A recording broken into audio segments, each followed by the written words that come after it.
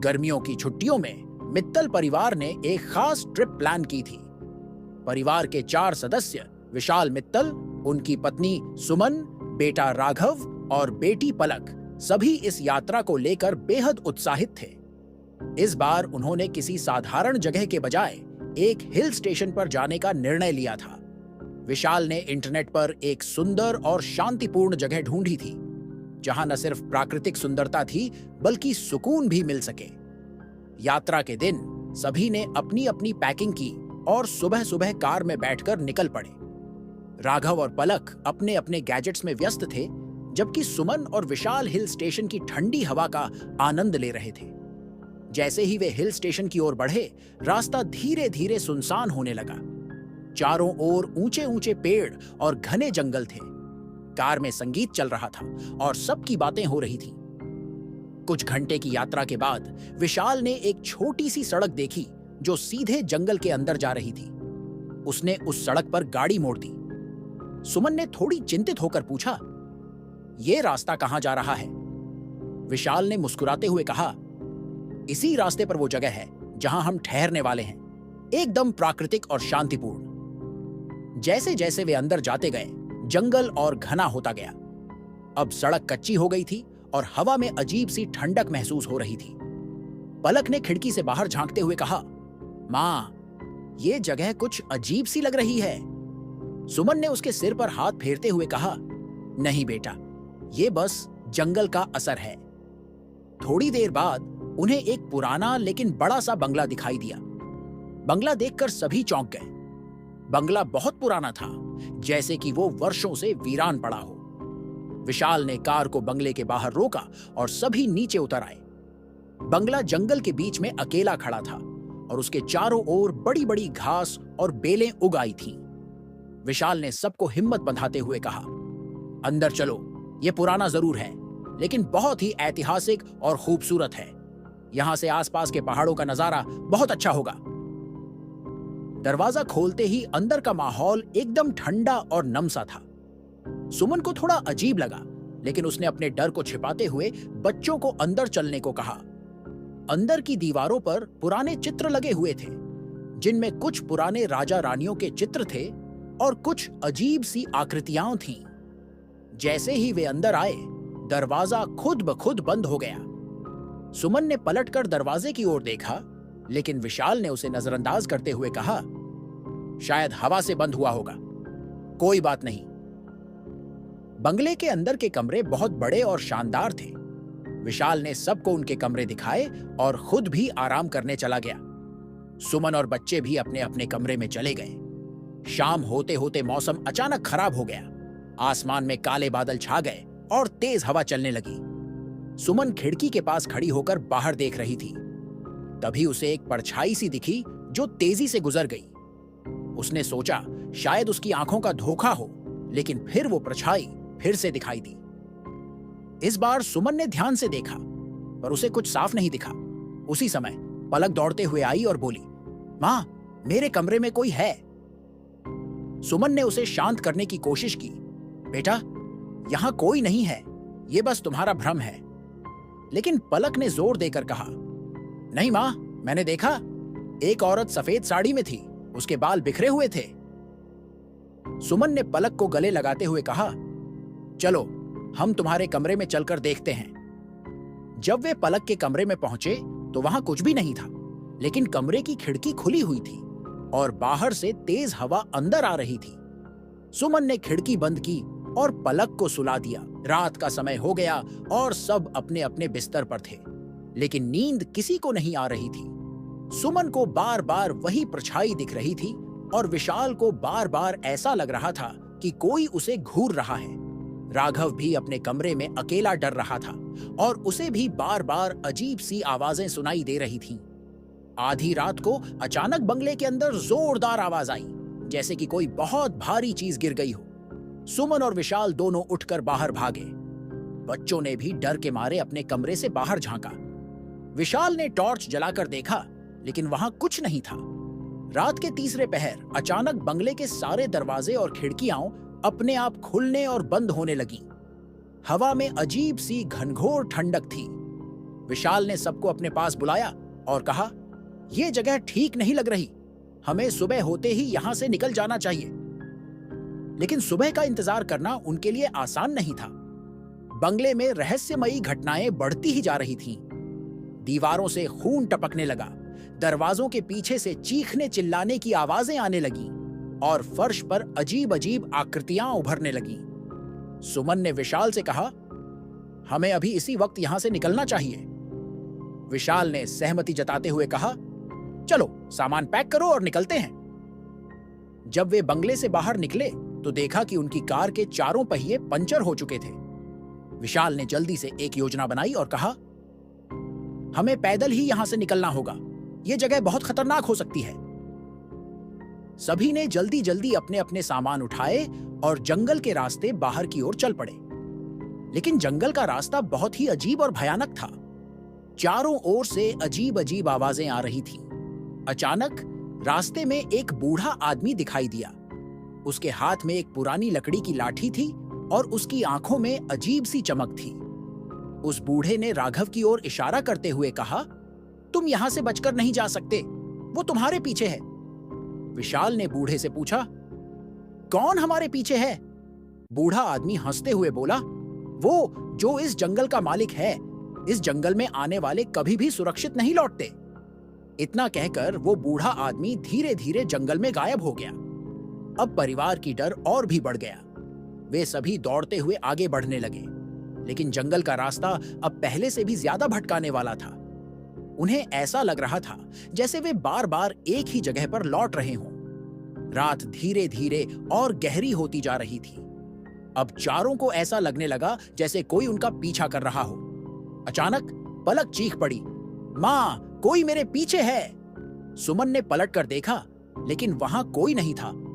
थोड़ी देर बाद अचानक राघव गायब हो गया। सब ने उसे ढूंढने की कोशिश की, लेकिन वो कहीं नहीं मिला। अब सुमन और विशाल बुरी तरह से डर चुके थे। पलक की हालत भी खराब हो रही थी। आखिरकार सुबह हुई, लेकिन सूरज की रोशनी इस घने जंगल तक पहुंच ही नहीं रही थी।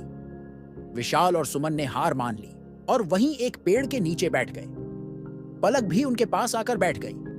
लेकिन अचानक जंगल में एक जोरदार आवाज आई और विशाल ने देखा कि उनके सामने वही बूढ़ा आदमी खड़ा है। उसने कहा, मैंने कहा था यहां से कोई नहीं बच सकता। इतना कहकर वह बूढ़ा आदमी अचानक गायब हो गया। अब विशाल, सुमन और पलक के सामने कोई रास्ता नहीं था।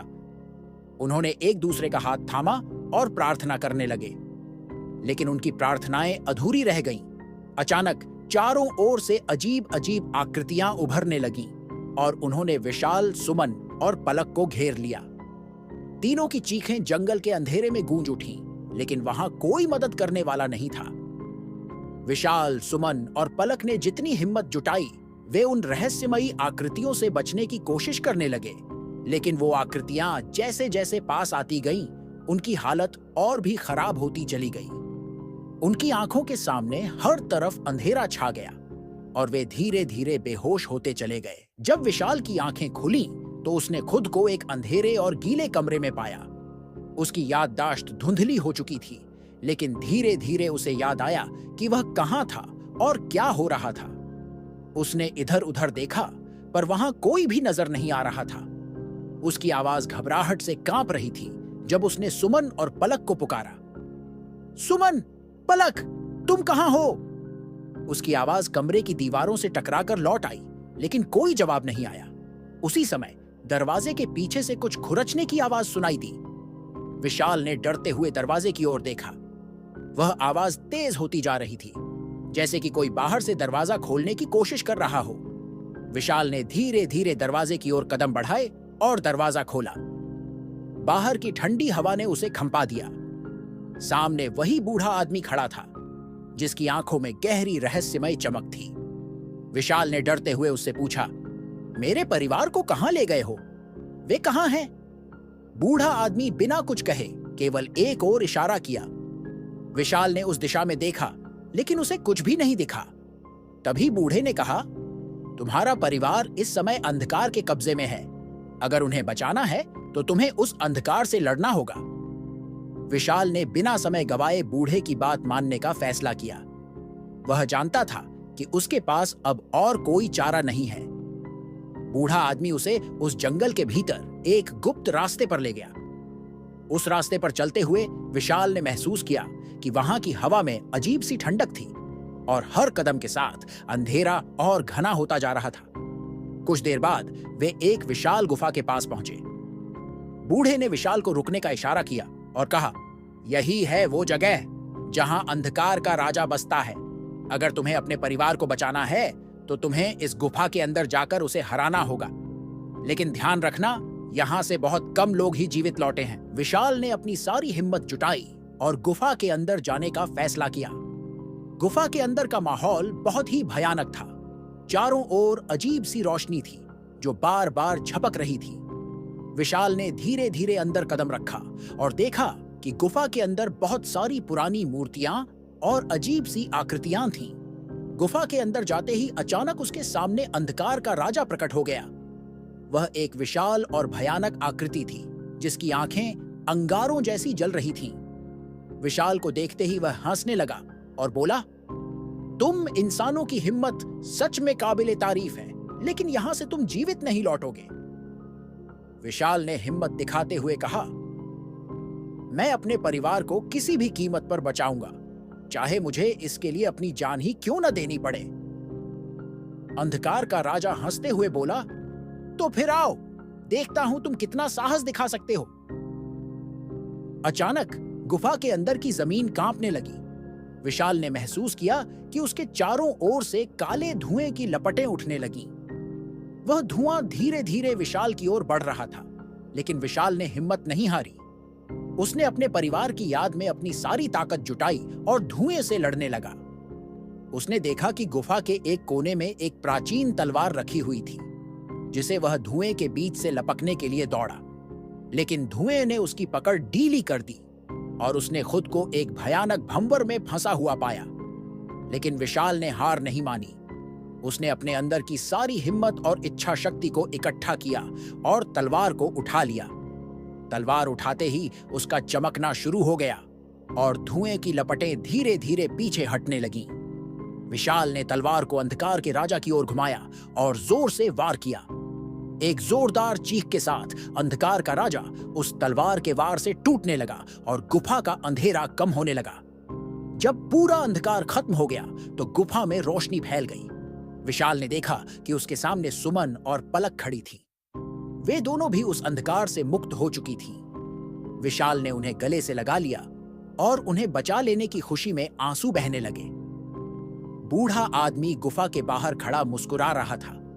उसने विशाल से कहा, तुमने आज न सिर्फ अपने परिवार को बचाया, बल्कि इस जंगल के अंधकार से भी मुक्त किया। अब तुम्हें डरने की कोई जरूरत नहीं है।